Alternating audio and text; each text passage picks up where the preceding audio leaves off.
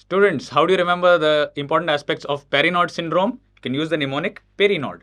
Now remember, the spelling of Parinaud syndrome is actually Parinaud, but for remembering you can use this mnemonic. P would stand for posterior commissure lesion, and also remember the most common cause of Parinaud syndrome is a pineal gland tumor.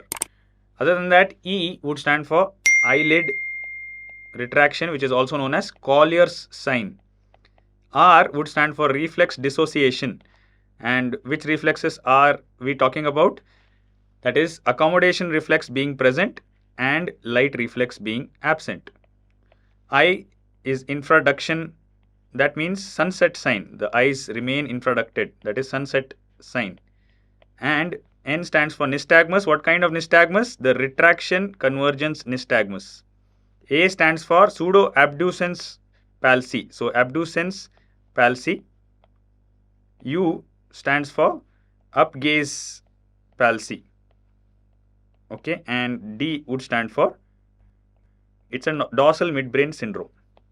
So with this, you can remember all the important aspects regarding Parinaud's syndrome.